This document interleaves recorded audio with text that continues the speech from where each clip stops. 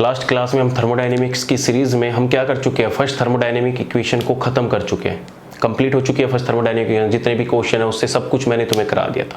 अब बारी है सेकंड थर्मोडायनेमिक इक्वेशन की, कि सेकंड थर्मोडायनेमिक इक्वेशन क्या होती है। थर्मोडायनेमिक इक्वेशन, ठीक है, इसके ऊपर हम सारे क्वेश्चन देखेंगे कि कितने सेकंड थर्मोडायनेमिक इक्वेशन से क्वेश्चन आ चुके हैं और किस टाइप की ये होती है, क्यों इसकी ज़रूरत पड़ी। रीजन सेम ही है, कोई भी थर्मोडायनेमिक इक्वेशन आई है उसकी रीजन यही है कि हमें नॉन मेजरेबल प्रॉपर्टीज़ को मेजरेबल प्रॉपर्टीज़ में कन्वर्ट करना था।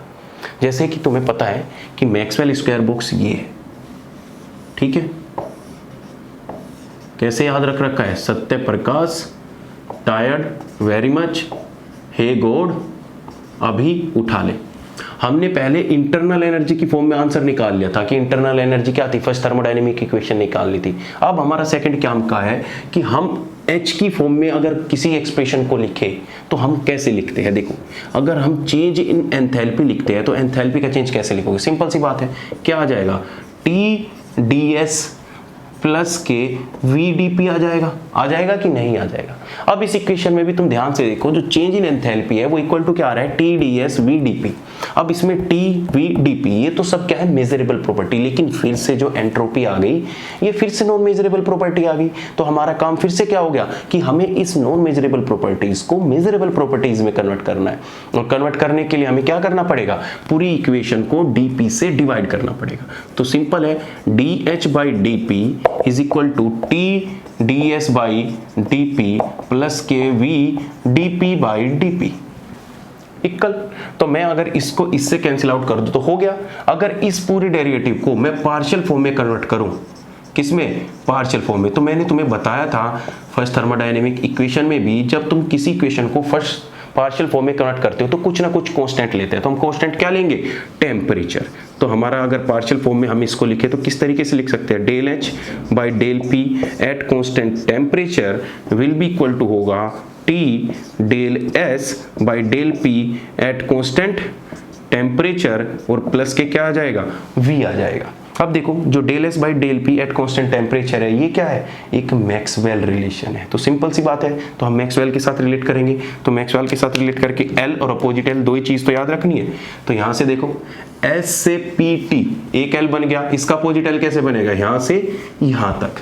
तो हमारा जो ΔS/ΔP at constant temperature equal to क्या होगा, ΔV/ΔT एट कांस्टेंट प्रेशर। और ध्यान दीजिएगा, जो प्रेशर आ रहा है वो टेल की साइड आ रहा है, तो टेल की साइड आ रहा है, इसका मतलब इसमें क्या आएगा, नेगेटिव साइन आएगा। सिंपल है भाई, यही तो एरो का रूल बताया था तुम्हें कि अगर हेड की साइड कोई चीज आए तो उसको पॉजिटिव लिखना, और टेल की तरफ कोई चीज आए तो उसको नेगेटिव कांस्टेंट देना। तो सिंपल है। तो हमारी थर्मोडायनेमिक इक्वेशन क्या बन गई, देखो ध्यान से, तो हमारी थर्मोडायनेमिक इक्वेशन बन गई ΔH/ΔP at constant temperature is equal to minus के T/ΔV/ΔT एट कांस्टेंट प्रेशर, और प्लस के क्या बन गई, P। तो इसी को हम क्या बोल देते हैं, सेकंड थर्मोडायनेमिक इक्वेशन। देखो ध्यान से, दिख रही है, इसी को हम क्या बोल देते हैं, सेकंड थर्मोडायनेमिक इक्वेशन। और इसमें सारी की सारी मेजरेबल प्रॉपर्टीज है। क्वेश्चन नंबर फर्स्ट, मुझे बताओ कि इसकी डायमेंशन क्या होगी, बताओ क्या डायमेंशन होगी। अब तो तुम्हें अंदाजा हो चुका है, देखते ही बता दोगे, टेम्परेचर से टेम्परेचर कट गया तो इसकी मतलब डायमेंशन वॉल्यूम की फॉर्म में होगी, और वॉल्यूम की फॉर्म में लीटर हो सकती है, या डेसीमीटर क्यूब हो सकती है, या सेंटीमीटर क्यूब हो सकती है, ml में भी, कोई भी हम जिसमें तुम्हारा दे रखा हो, ठीक है। अब सेकंड थर्मोडायनेमिक इक्वेशन को हम दूसरी फॉर्म में भी लिख सकते हैं। दूसरी फॉर्म में बोले तो कैसे लिख सकते हैं, दूसरी फॉर्म में भी हम इसको लिख सकते हैं, किसकी, कोफिशिएंट की फॉर्म में। कैसे कोफिशिएंट की फॉर्म में लिख सकते हैं, आओ बताता हूं तुम्हें। लास्ट क्लास में जब फर्स्ट थर्मोडायनेमिक इक्वेशन बताई थी तो मैं तुम्हें उसमें अल्फा, बीटा, गामा तीनों चीज बताई थी। तो हमारा अल्फा क्या होता है, क्या होता है alpha, relative change in volume with respect to temperature at constant pressure. तो देखो ध्यान से, अल्फा इज इक्वल टू होता है relative change in volume with respect to temperature at constant pressure. ये ΔV/ΔT एट कांस्टेंट प्रेशर है। तो मैं इसमें क्या लिख सकता हूं कि जो अल्फा V इक्वल टू होगा relative change in volume with respect to temperature at constant pressure होगा, हाँ कि ना, बोलो। होगा। सिंपल सी बात है। अब मुझे कुछ नहीं करना, इस वैल्यू को जो अल्फा वी की वैल्यू आई है इसको इसमें पुट कर दो, कर दोगे तो जब इसमें पुट करोगे तो तुम्हारा क्या आ जाएगा एक्सप्रेशन, देखो तुम्हारा एक्सप्रेशन आ जाएगा del H by del P at constant temperature equal to minus के टी अल्फा वी प्लस के क्या आ जाएगा पी। अगर और अच्छे से मैं इसको वॉल्यूम को बाहर कांस्टेंट लिख के लिख लूँ तो क्या आ जाएगा 1 माइनस के अल्फा वी नहीं आएगा, अल्फा टी आ जाएगा। तो ये भी हमारी क्या है, सेकंड थर्मोडायनेमिक इक्वेशन का ही रिलेशन है in the term of coefficient. तो क्वेश्चन अब कैसे भी आ सकता है, ये भी हमारी क्या है। अब तुम्हें क्वेश्चन में एक्सप्रेशन पूछ लेगा, देखो ये भी सही है, ये भी सही है। अब न्यूमेरिकल फॉर्म में जो क्वेश्चन आएगा वो यहाँ से आएगा, जो तुम्हें न्यूमेरिकल फॉर्म में क्वेश्चन मिलेगा अभी तक आया नहीं है, लेकिन जब फर्स्ट थर्मोडायनेमिक्स से वो पूछ सकता है तो सेकंड से भी पूछ सकता है। उसे देना क्या है, सिर्फ अल्फा की वैल्यू तो देनी है, सिर्फ अल्फा की वैल्यू तो देनी है। अल्फा की वैल्यू देगा, इस वैल्यू में पुट करना और तुम्हारा आंसर निकल जाएगा। चलिए अब यहां से सिलसिला होता है क्वेश्चन का स्टार्ट। क्वेश्चन नंबर फर्स्ट बताइए कि आइडियल गैस के लिए जो हमारी सेकंड थर्मोडायनेमिक इक्वेशन होगी वो क्या होगी, बताइए क्या होगी। सेकंड थर्मोडायनेमिक इक्वेशन ऊपर डाल लो, क्या होती है कि del H by del P at constant temperature will be equal to क्या होगी माइनस के वी टी क्या होती है, सॉरी टी वी क्या होती है, टी वी टी और प्लस के क्या आ जाएगा v, और यहाँ पे क्या आ जाएगा कांस्टेंट वॉल्यूम। तो आज देखो कितने क्वेश्चन कराने वाला हूँ। क्वेश्चन नंबर फर्स्ट कि PV is equal to RT के लिए हमारी सेकंड थर्मोडायनेमिक इक्वेशन क्या होगी। Question number 2 van der Waals gas के लिए हमारी थर्मोडायनेमिक इक्वेशन क्या होगी। क्वेश्चन नंबर 3 हमारी reduce van der Waals gas के लिए सेकंड थर्मोडायनेमिक इक्वेशन क्या आएगी। ठीक है, तो इन सब का रिलेशन आज हम देखने वाले। सबसे पहले पहली बात उठा लेते हैं कि PV is equal to RT। Question number first, तो PV इज इक्वल टू क्या है RT। हमें बस कुछ नहीं करना, जैसे हम पहली इक्वेशन में कर रहे थे ऐसे ही करना है। Del V by del T at constant pressure निकाल लो क्या होगा। तो जब तुम del V by del T निकालोगे तो तुम्हारा क्या आ जाएगा RT बाई V आ जाएगा, आएगा कि नहीं आएगा बताओ। RT बाई P आएगा, सॉरी RT बाई क्या आ जाएगा P, तो इक्वल टू क्या हो जाएगा R बाई P। इस वैल्यू को इस इक्वेशन में पुट करो, इस इक्वेशन में पुट करोगे तो del H by del P at constant temperature equal to हो जाएगा माइनस के RT बाई P प्लस के V। अब देखो जो ये वैल्यू है बॉक्स में ये इक्वल टू क्या होती है वॉल्यूम, तो हमारा क्या हो जाएगा माइनस के V प्लस के V और इक्वल टू क्या हो जाएगा 0। क्या गजब की बात आई है सामने निकल के। पता है क्या आई, ये आई कि जो हमारी एंथैल्पी होती है ना वो हमारा प्रेशर का फंक्शन नहीं होती फॉर आइडियल गैस। तो हमारी enthalpy del P by del L equal to 0 है, किसके लिए, फॉर आइडियल गैस। इसका मतलब आइडियल गैस के लिए जो हमारा H होगा वो भी जी फंक्शन ऑफ टेम्परेचर ही होगा। क्या होगा, फंक्शन ऑफ टेम्परेचर ही होगा। तो अगर मैं तुमसे ये भी पूछ लूँ ना del H by del V at constant temperature ideal gas के लिए क्या होगा, तो वो भी 0 ही होगा। समझे, तो आइडियल गैस के लिए ये भी 0 हो गया, ये भी 0 हो गया। और लास्ट क्लास में याद करो मैंने del U by del V at constant temperature equal to वो भी 0 बताया था। Del U by del P at constant temperature ये भी इक्वल टू क्या बताया था 0 बताया था कि नहीं बताया था। तो ये हमारा आइडियल गैस के लिए कि आइडियल गैस के लिए सेकंड थर्मोडायनेमिक इक्वेशन भी क्या होती है 0 होती है। अब आते हैं नेक्स्ट पे कि वैन डर वाल्स गैस के लिए हमारा रिलेशन क्या आता है, कि वैन डर वाल्स गैस के लिए हमारा सेकंड थर्मोडायनेमिक रिलेशन क्या आता है बताइए। कुछ नहीं करना, van der Waals gas equation लिखो। Van der Waals gas equation क्या होती है P प्लस के AN स्क्वायर अपॉन में V स्क्वायर V माइनस के NB is equal to RT। अब हमें निकालना क्या है del V by del T at constant pressure. देखो अगर तुम ये चीज इस इक्वेशन से निकालोगे ना तो बहुत ज़्यादा कॉम्प्लिकेटेड सा हो जाता है मामला, बहुत ज़्यादा कॉम्प्लिकेटेड सी फॉर्म आएगी, फिर तुम उस वैल्यू को इसमें पुट करोगे तब तुम आंसर निकालोगे।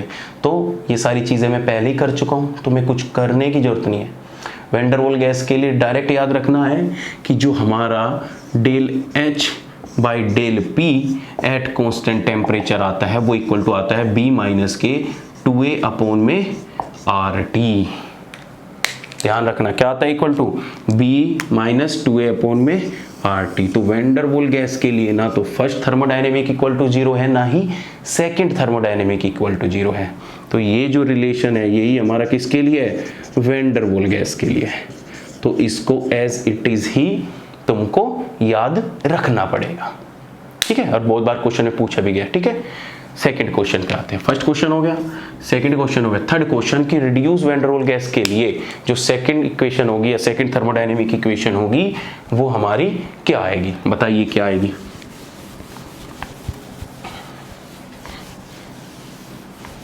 बताओ। तो उससे पहले तो रिड्यूस इक्वेशन पता होनी चाहिए, तो ध्यान रखना रिड्यूस इक्वेशन, जो बच्चे नए हैं क्या होती है रिड्यूस इक्वेशन, बस कुछ नहीं, उसमें एक ही वैल्यू को एलिमिनेट कर दो, v माइनस के N B equal to R T. इसी को हम बोलते हैं reduce van der Waal gas equation, reduce van der Waal gas equation. तो ये इक्वेशन है, इस इक्वेशन का हमें del H by del P निकालना है। तो कुछ नहीं करना तुम्हें, del V by del T at constant pressure निकाल लो। कैसे निकालोगे, सिंपल है, इस इक्वेशन को अरेंज करो और जब इस इक्वेशन को अरेंज करोगे तो तुम्हारा क्या आ जाएगा, आर टी अपॉन में पी प्लस के क्या आ जाएगा, एन बी। तो जब तुम डेरिवेटिव फॉर्म में निकालोगे तो ये तो कांस्टेंट वैल्यू है, ये क्या हो जाएगी 0 और इक्वल टू क्या आ जाएगा, आर बाई पी आ जाएगा। आ जाएगा कि नहीं आ जाएगा। अब देखो ध्यान से, अब तुम del H by del P at constant temperature करोगे इक्वल टू क्या आ जाएगा, माइनस के R T by P plus के वी। अब देखो ध्यान से, आर टी बाई पी कितना होता है, अगर इस पी की वैल्यू के यहाँ ले जाऊं, आर टी बाई पी कितना होता है, वी माइनस के एन बी। तो इस इक्वेशन की जगह, इस वैल्यू की जगह मैं क्या लिख सकता हूँ, माइनस के वी माइनस के एन बी लिख सकता हूँ। और ये क्या है, प्लस में वी है कि नहीं है। अब माइनस के अंदर मल्टीप्लाई करूँगा तो माइनस के v हो जाएगा, प्लस के एन बी हो जाएगा और प्लस के v से v कैंसिल, तो हमारा इक्वल टू क्या आ गया, एन बी आ गया।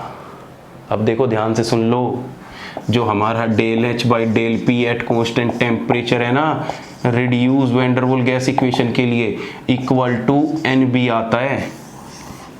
0 मत कर देना, क्यों, क्योंकि तुम्हें रट्टे हो रखे है कि del U by del V at constant temperature for reduce van der Waal gas equation, उसके लिए 0 आता है, लेकिन del H by del P at constant temperature वो इक्वल टू एन बी आता है। तो इसमें कंफ्यूज बिल्कुल मत होना, ठीक है। कुछ भी क्वेश्चन आए इजीली अब कर लोगे। चलो नेक्स्ट क्वेश्चन और बताओ। हो गया, 3 क्वेश्चन हो गए। चलो और क्वेश्चन बताता हूं तुम्हें।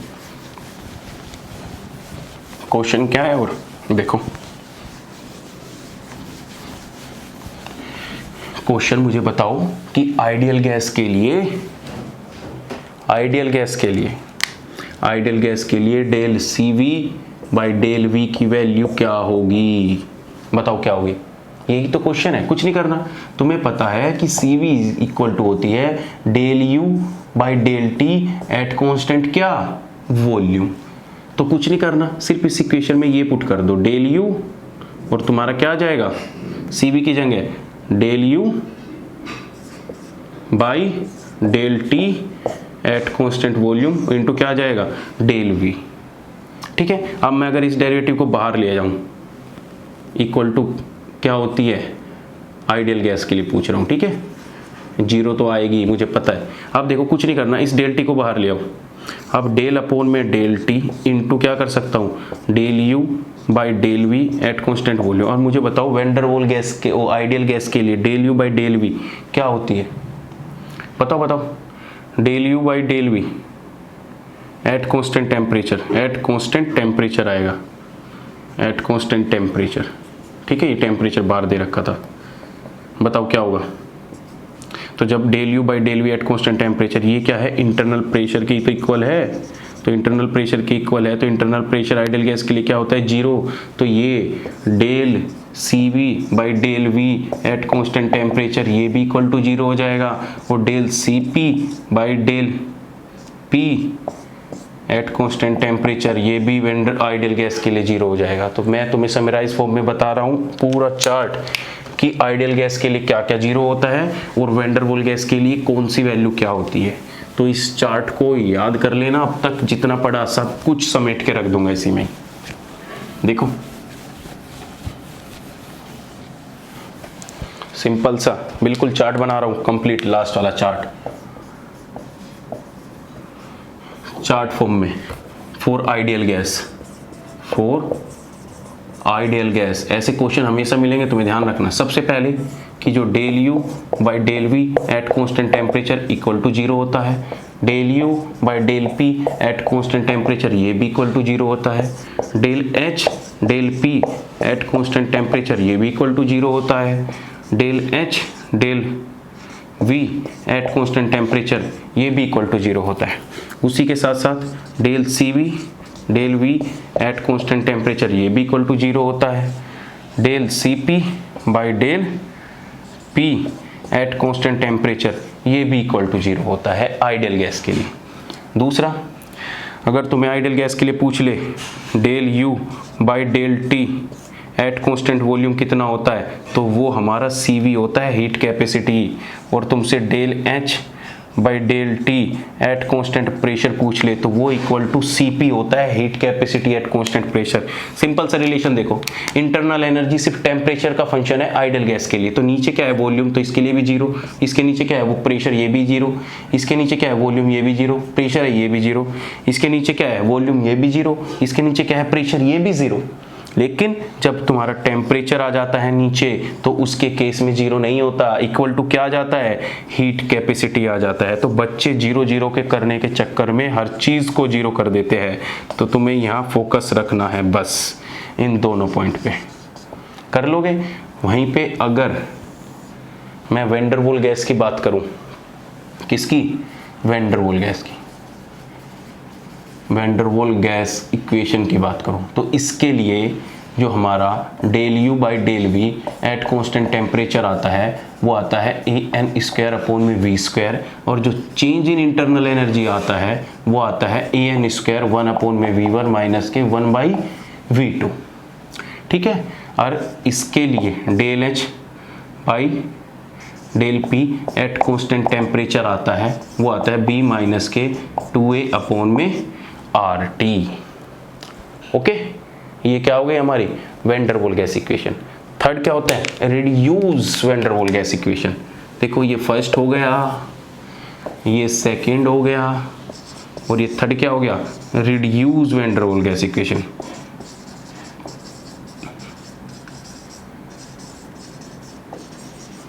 रिड्यूस वेंडरवॉल गैस इक्वेशन बोले तो P V माइनस के NB इक्वल टू RT। तो इस इक्वेशन की कुछ याद नहीं रखना, सिर्फ दो चीज़ें याद रखनी है, क्या कि जो इसके लिए del U by del V at constant temperature internal pressure वो इक्वल टू क्या होता है 0 होता है, और जो हमारा del H by del P at constant temperature equal to क्या होता है NB होता है। तो this is all about the first and second thermodynamic equation for every gas, ideal gas, van der Waals gas and reduce van der Waals gas. देख लो ध्यान से, देखो ध्यान से, है सब कुछ, सारा चार्ट है, और इस चार्ट से मैं बता रहा हूँ पक्का एग्जाम में क्वेश्चन आएंगे, हर साल पूछे जाएंगे कहीं ना कहीं, किसी न किसी क्वेश्चन में तो पक्का आपको मिलेगा ही मिलेगा। तो तुम्हारी यहाँ जाके क्या होती है, फर्स्ट और सेकंड थर्मोडायनेमिक्स इक्वेशन खत्म होती है। इनसे रिलेटेड जितने भी क्वेश्चन है वो सारे के सारे क्वेश्चन आपके ईजिली हो जाएंगे।